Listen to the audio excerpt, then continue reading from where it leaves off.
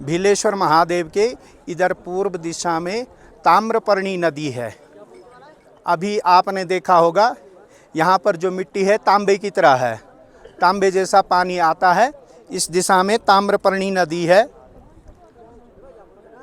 और इधर इस दिशा में सुरसुता नदी आती है, जो कि गंगा की ही सहायक नदी है। सुरसुता यहाँ से आती है और इधर से गंगा के दो रूप हैं, एक तो केदारनाथ की तरफ निकलती है और दूसरी धारा इस तरफ से प्रवाहित होती है। और वैसे इधर त्रिशिरा पर्वत भी होना चाहिए था, तो त्रिशिरा पर्वत में माँ भगवती का काली स्वरूप है, काले मुँह वाली देवियाँ होती हैं।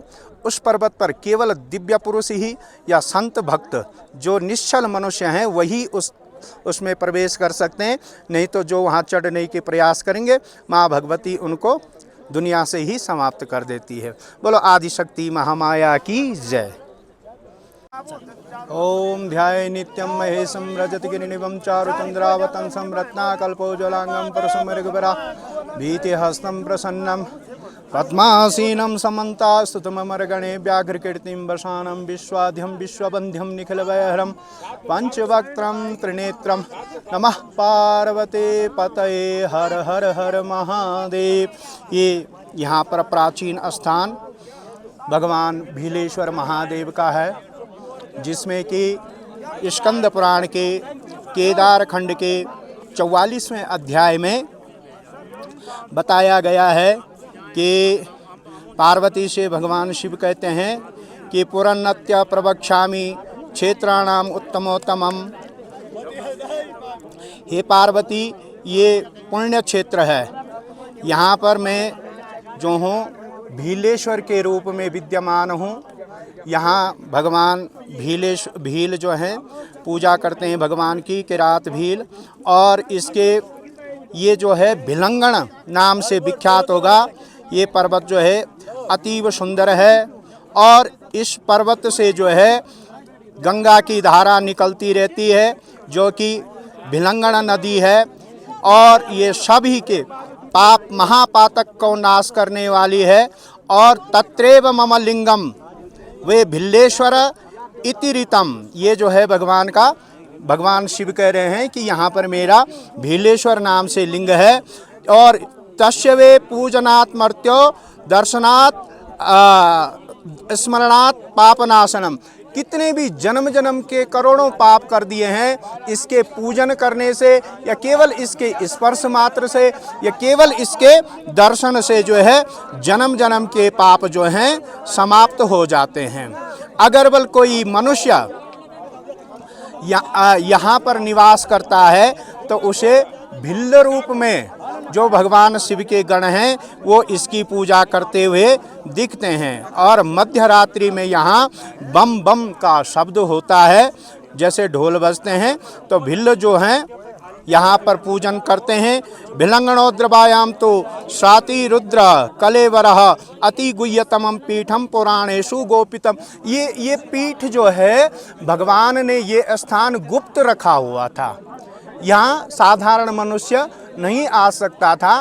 तो भगवान नागेंद्र देवता की कृपा से, माँ भगवती बगलामुखी जगदी देवी की कृपा से इसका जो है इसका प्रकाट्य किया गया है। ये युगों युगों से ये लिंग जो है गुप्त रूप में यहाँ था।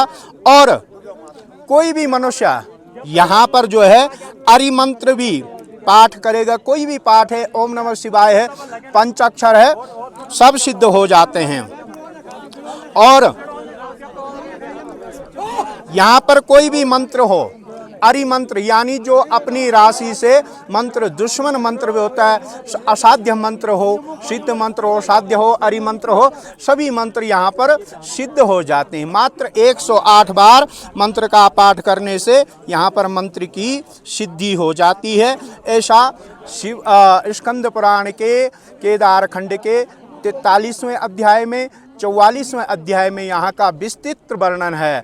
अगर किसी ने प्रत्यक्ष देखना हो तो केदार खंड की रत्न प्रभा टीका है, जो है महाराजा टीरी कीर्ति शाह महाराज के टाइम पे इधर चमोली गढ़वाल से किसी ने महाराज जी के नाम से छापी हुई है। उसका नाम है, आप इंटरनेट पे ढूंढ सकते हैं, गंगोत्री जो है इधर देवप्रयाग गंगोत्री पुस्तक है, तो वहाँ से आपको ये मिल जाएगा। केदारखंड रत्न प्रभा टीका। बोलो भीलेश्वर महादेव की जय। तो ये गंगी गांव, गुत्तू गांव और गंवाणा जो भी हैं, सारे लोग बड़ी दूर दूर से आए हुए हैं। भगवान शिव आप सभी की मनोकामना पूर्ण करें। और बड़ी कठिन यात्रा है, 2 दिन की चढ़ाई है, लगभग 35-40 किलोमीटर जो भी है। तो यहाँ पर अपने बल से नहीं आया जाता है, सबके अंदर शिव और शक्ति विराजमान होकर भगवान हमारे द्वारा स्वयं के दर्शन करता है। बोलो आशुतोष शंकर भगवान की जय। अभी जो जिनका मैं साक्षात्कार ले रहा हूँ शिव सिंह जी हैं और जनरल सेक्रेटरी हैं बिलंगना जन जागृति समिति, बिलंगना क्षेत्र समिति।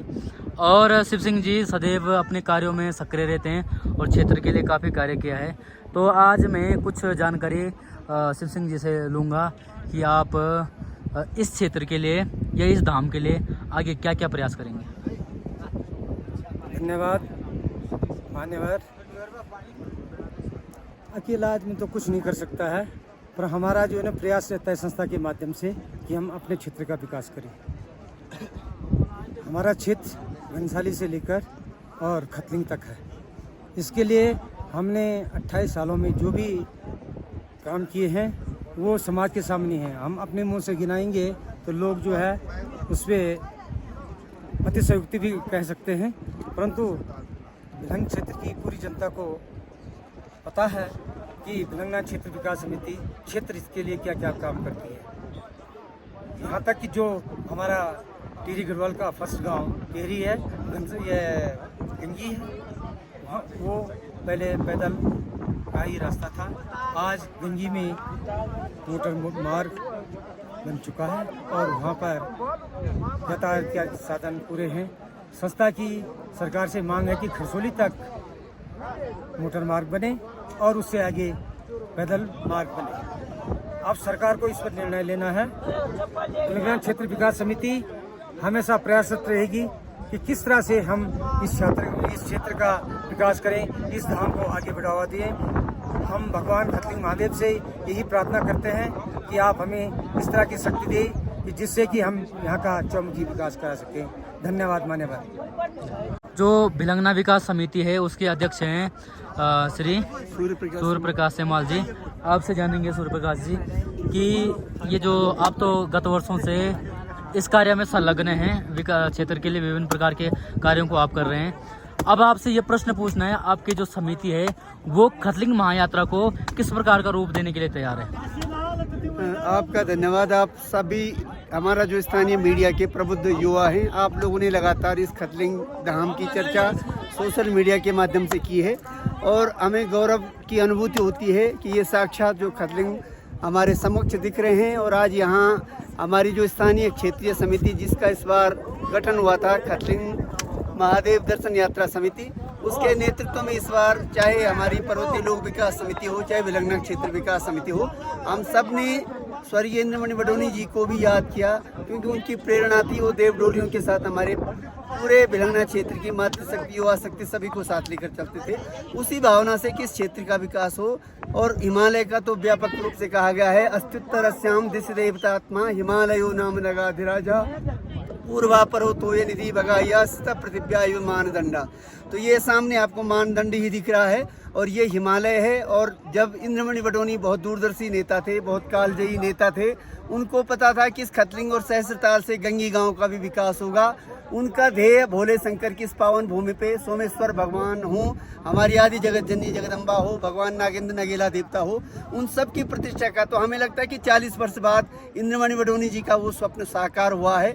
और मैं हार्दिक अभिनंदन करता हूँ अपनी सारी आयोजन समिति का, केदार सिंह बरतवाल जी के नेतृत्व में हमारे बिलंगना की युवा और मातृशक्ति ने गंगी गांव के सहयोग से भगवान सोमेश्वर के साथ, भगवती जगत जननी जगदम्बा के साथ और नागेंद्र नगेला देवता के साथ जो 5वें धाम का स्वप्न देखा था, तो हमें लगता है कि वही था बडोनी जी का स्वप्न। खतलिंग भी बडोनी जी के पहला धाम हो गया गंगी गांव, क्योंकि बडोनी जी को सबसे ज़्यादा प्रिय था तो वो गंगी इसमें आ गया। नागेंद्र नगेला देवता आ गया, साक्षात रुद्रा देवी हमारे साथ सदैव रहती हैं। तो ये 5 धाम का मतलब कोई 5 चीज़ें नहीं थी, 5 धाम का मतलब यही था हमारे जनजातीय गाँव का विकास हो, गंगी में टेलीफोन की सुविधा हो, गंगी में विद्युत की सुविधा हो। तो भगवान सोमेश्वर, भगवती जगदम्बा और ये जो आज हमारी प्रतिष्ठापना यहाँ पे हुई साक्षात हमारे नगेला देवता की प्रेरणा से जो शिवलिंग हमारे 11 सदस्यीय टोली को मिला है, उस टोली के भी हम अभिनंदन करते हैं। और हम कहते हैं कि शायद परमात्मा ने उनके मन मस्तिष्क में इसीलिए ये भावना कही होगी कि सरकार के भरोसे